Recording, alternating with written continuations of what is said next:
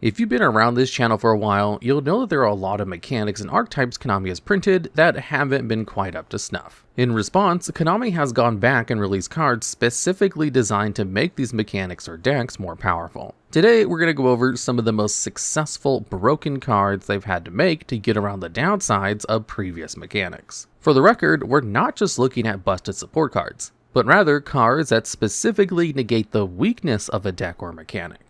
And at number 10, we have Nikitama and Sakitama. Nikitama is a level 4 light fairy spirit monster. It has the effect that all spirits have, where it can't be special summoned, and during the end phase of the turn it's normal summoned or foot face up, it must return to your hand. During the turn when this card is normal summoned, you can normal summon an extra spirit monster. And when this card is sent to the graveyard, if you control a spirit monster, you get to draw a card. Sakitama is another level 4 light fairy spirit with the normal spirit effects. You can reveal this card from your hand, and immediately after this effect resolves, you can normal summon a spirit monster. Also, if this card is tributed, you can target one spirit monster in your grave and add it to your hand. These are both cards designed to help spirit monsters get around their main downsides, which is the fact that they can't be special summoned and that they have to bounce back to your hand during the end of the turn. These are both really bad downsides that make even the best spirit monsters significantly worse. To counteract this, both of these cards give you a very important resource that most spirit-focused strategies are limited by, namely the normal summon. As strong as spirits like Dark Dust Spirit are, having to tribute summon the monster and then have it bounce back to your hand means that even wiping the board with it isn't as good on tempo as you'd like. Not to mention that properly setting up the tribute summon is really difficult if your hand is full of spirits. Nikitama and Sakitama both not only give you the ability to tribute these monsters more consistently, but they also get around the downsides of tribute summoning by replacing themselves when you tribute them, either by letting you draw a card or returning a spirit from your grave to your hand. This can let you do things like activate Sakitama in your hand to normal summon Nikitama, then summon a 1 tribute spirit and recoup your losses, which would be completely impossible without these cards. And at number 9, we have Naturia Camellia. This is a level 4 Earth Plant Tuner monster with 1400 attack and 700 defense. If this card is summoned, you can send 1 Naturia card from your deck to the grave. If you would tribute 1 or more monsters to activate a Naturia monster's effect, you can mill 2 cards instead. Finally, if your opponent summons a monster, you can special summon a Naturia monster from your grave, and all of these effects are on hard once per turns. Naturia is a strange archetype that's full of a ton of cards that are theoretically very powerful, but have historically had a difficult time converting into tournament success. Cards like Naturia Barkion and Naturia Beast can negate trap and spell effects respectively for minimal cost. Even their main deck monsters get on the negating, with Naturia Sunflower and Naturia Vane, which contribute themselves and another Naturia monster you control to negate and destroy a monster or spell or trap card on the field. There's also Naturia Horn Needle, which contribute another Naturia monster to destroy an opponent's monster when they special summon. These last 3 effects are powerful, but they make actually building a board pretty difficult, because you'll be tributing your monsters to negate stuff constantly. Camellia allows you to completely ignore one of these costs on these effects each turn on top of setting up your graveyard and reboarding a monster, which makes it a valuable card for your combos all on its own. Now, this card, like a few on this list, do get a bit close to what we'll be calling the circular problem, which is when Konami makes a bad deck good by giving them a card like Mathmech Circular, which just wins the game on its own if it resolves. This, while interesting, isn't really what this list is about. It's about cards that specifically negate the weaknesses of an archetype or a mechanic. The effect that allows Camellia to still get onto this list is negating the weakness of having to tribute your Naturia monsters to activate them once per turn. Without that effect, it would still be good in Naturia, but it wouldn't be the kind of card we're covering today. Anyway, Camellia is an incredibly powerful card, and its effect to allow you to skip tributes is also really good, easily securing at least this low spot on the list. And at number 8, we have Neos Fusion. This is a spell card that allows you to special summon a fusion monster from your extra deck that lists exactly 2 monsters as its materials, one of which is Elemental Hero Neos, ignoring its summoning conditions by sending those cards from your hand, deck, or field to the graveyard. Then, for the rest of the turn, you can't special summon monsters. Also, if a fusion monster that has Elemental Hero Neos as a material would be destroyed or shuffled into the deck, you can instead banish this card from your graveyard. This is meant to help you summon out the Elemental Hero Neos fusions, which are all contact fusions with the Neospatian monsters. This means that, to summon them, you had to shuffle the materials listed on them from the field into your deck, and you couldn't use a normal fusion spell to summon them. They also all have really weird downsides, where during the end phase, they shuffle back into your extra deck. The issue here is that, unlike Gladiator Beasts, the other Contact Fusion archetype around this time, these guys couldn't search each other out from the deck. This makes finding the materials you need for the fusion you want to summon a lot more difficult. Also, these require Elemental Hero Neos to be on the field to summon them, which is a bad 2-tribute normal summon that isn't that easy to cheat out with special summoning. So in order to summon these cards, you have to go -1 to summon Neos, then use 2 cards to summon the fusion monster, and then it goes away at the end of the turn, so you just go -2 there. Sure, some of these monsters have effects that can recuperate some of these advantages, but even if you beat over a monster with them in battle, you'll at best get 2 cards out of your opponent when summoning them, but had to use 3 cards to make the fusion monster, so it's a bad deal. Neos Fusion fixes these issues quite nicely, letting you instantly slap down a boss monster for 1 card, and letting you keep it around for an extra turn, making it far more worthwhile as an investment. The card did see some competitive play too, as it was one of the best fusion spells to use with Predaplant Vertanaconda before the card was banned. By sending Neos and Rainbow Dragon to your grave, you could summon out Rainbow Neos as basically a Link 2. This massive 4500 attack point monster could wipe your opponent's monsters, spells and traps, or graveyard out of existence once each turn, which is a pretty good return on investment. It also doesn't actually have that shuffle back into the extra deck clause that the bad Neos Fusions do, so you can save Neos Fusion's banish effect in gray for your opponent's disruption. This card did eventually fall out of favor when Red Eye's Dark Dragoon was released, as that card was even more insane. But there was a time when Neos Fusion was actually a competitive card. Nowadays, it's mostly used by GX enthusiasts, but it's certainly possible that it will make some kind of return to relevance, or at least a rogue status in the future. And at number 7, we have Diamond Core of Koa'Ki Meiru. This is a spell card with the effect to add a Koa'Ki Meiru card from your deck to your hand besides itself. You can also banish this card from your grave to make it so that none of your Koa'Ki Meiru monsters can be destroyed this turn. The Koa'Ki Meiru archetype has a very specific gimmick where every monster in the archetype destroys itself at the end of the turn if you don't reveal another card of the same type from your hand, or if you don't send an Iron Core of Koa'Ki Meiru from your hand to the graveyard. For the record, the Iron Core is a spell card which has the effect where if it's in your grave, you can return it to your hand by skipping your draw phase, or by sending a Koa'Ki Meiru card from your hand to your grave. Now, the Koa'Ki Meiru archetype is pretty decent, but it has a few notable limitations. Mainly that it's very restrictive as to what decks you can play any of its cards in. Cards like Koa'Ki Meiru Guardian and Koa'Ki Meiru Overload are both really powerful cards that contribute themselves to negate either the summon or the effect of a monster card. And if you can get them out as part of your combo, you can make it very difficult for your opponent to play against you. However, if your deck isn't chock full of rock monsters, you can't kind of use them. However, Diamond Core completely gets rid of this issue. Core can not only grab your Koa'Ki Meiru monster of choice, but you can banish it to keep them around for the rest of the turn, which if you're planning to win the game on your next turn, is more than long enough.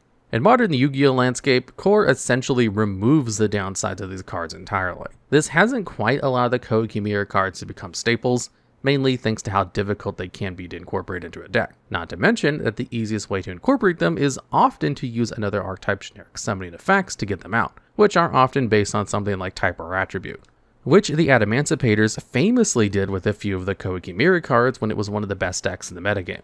While the Koa'Ki Meiru haven't seen anywhere near as much success as they used to, outside of Duel Links where a lot of their cards were on the ban list, the strength of Diamond Coring their effects means that if another rock archetype comes around, there's a good chance they could make a resurgence.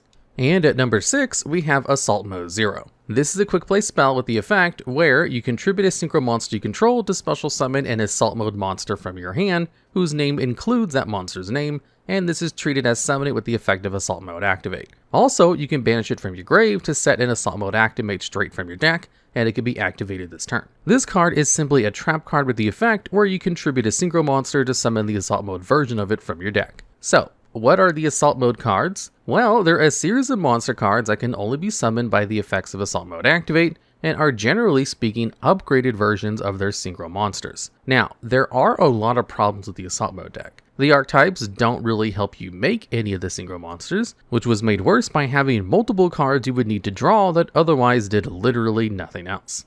All of the Assault Mode cards and Assault Mode Activate itself were bricks. And worse, the Assault Mode monsters literally couldn't do anything if you ever drew them, since Assault Mode Activate only works from your deck. You also have to wait for your opponent's turn to actually summon the Assault Mode monsters, as trap cards can't be activated the turn you set them. Assault Mode 0 aims to fix both of these issues by letting you use the card the turn you draw it, and allowing you to actually use the Assault Mode monsters that you draw. The fact that it also finds Activate means that, if you draw 0, you'll be able to summon your Assault Mode monsters far more easily if you actually get the original Synchro monster out. Now, none of this makes the Assault Mode cards good or even playable, but it does make actually trying to summon these monsters way less painful. Really, the issue here is that the entire Assault Mode gimmick was unfixable from the ground up. There was nothing Assault Mode 0 could have done to save this archetype, despite trying its absolute best. And at number 5, we have Toon Kingdom. This is a field spell with the effect where, when this card is activated, you banish the top 3 cards of your deck face down. This card's name is Toon World while it's on the field, and it prevents your opponent from targeting any of your Toon monsters with card effects.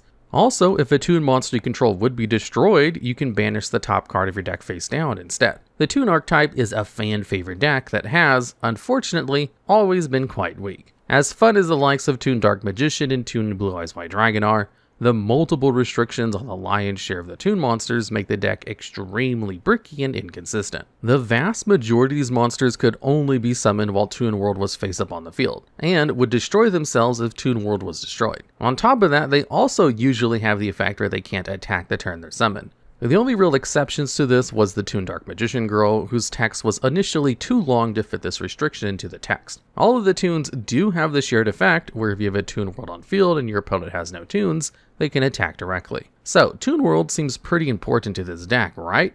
Well, it's a good thing that the card does stone cold nothing. The original Toon World's only effect is that you must pay 1,000 life points to activate it. That's right, this is one of the few cards in Yu-Gi-Oh! That literally does nothing by itself. This was a huge issue for the deck, as you were forced to play this card that didn't really help your strategy that much to just keep the Toons active.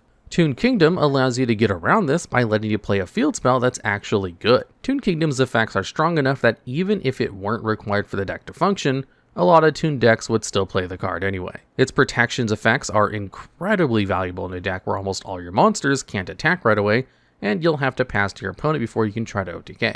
The fact that it not only gives your Toons a solid chance of sticking around, but it also unshackles the deck from being forced to play an awful continuous spell. Another small advantage of this is, since Toon Kingdom is actually a field spell, it can be searched with cards like Terraforming and Metaverse, which makes finding it a lot more consistent. Sure, you did have to search cards like Toon Table of Contents to help, but you're playing a deck that needs one specific card on field to even work. More searchers are always welcome. It's probably worth mentioning the various cards that treat themselves as Umi here as well, such as a Legendary Ocean and Pacifist the Phantasm City, which do very similar things. However, most of these are built to facilitate their own strategy rather than being played in exact same shells as the original Umi. This made Toon Kingdom slightly more appropriate of a choice for this list, though the many versions of Umi could have been their own spots as well. And at number 4, we have Repair Genex Controller. This is a Dark Link 1 monster with 1200 attack. It requires any level 4 or lower Genex monster to summon. You can only special summon this card once per turn. If this card is link summoned, you can add one Genex card from your graveyard to your hand. Once per chain, if a Genex card is added to your hand, except by drawing it, after this effect resolves, you can immediately normal summon a Genex monster. However, for the rest of the turn, you can only special summon from your extra deck when synchro summoning with a Genex monster as a tuner. Now, the Genex archetype is, overall, quite bad. They have this gimmick where they care about the attribute of monsters on the field and often the attribute of materials for a synchro summon, which, while cool, is also extremely inconsistent and kind of terrible.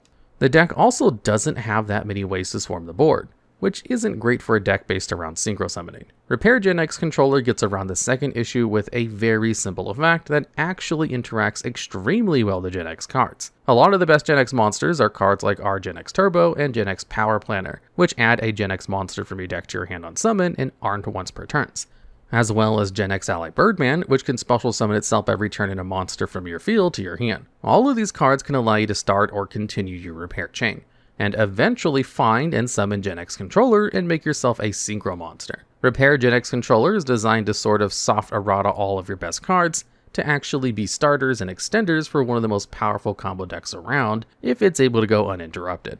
And that is a big if. But it's quite impressive that the card was able to make this big of an impact on such a bad deck. This is also the only way you could have made this work. since a lot of the Genex monsters only work if they're normal summoned specifically. Letting you special summon a Genex monster from your hand instead would have done essentially nothing for the deck, thanks to how the cards are worded.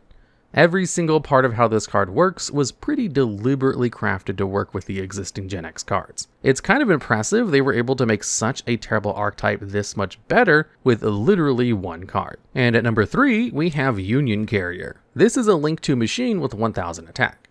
It requires 2 monsters with the same type or attribute to summon. It can't be used as Link material the turn it's Link summoned, and it has the effect where you can target a monster you control, then equip a monster from your hand or deck to it that shares its type or attribute, and the equipped monster gains 1000 attack. If you equipped it from deck, you can't summon monsters with that name for the rest of the turn, and this is a hard once per turn. This is support for Union cards, which are generally quite bad cards. These cards usually require you to get out one specific monster, and then summon a second specific monster. Then you can activate the effect of the Union monster to equip it to the first monster as an equipped spell. They all inherently have the effect where, if the monster they're equipped to would be destroyed, you can destroy the card instead, and you can special summon them from the spell and trap card zone. This mechanic has a very similar issue to the assault mode cards, where you need to have several different cards that usually didn't do all that much on their own. Carrier sought to remedy this by allowing players to find one half of their combo from their deck, allowing them to skip the long process of drawing and summoning both monsters. This is genuinely very powerful. Too powerful.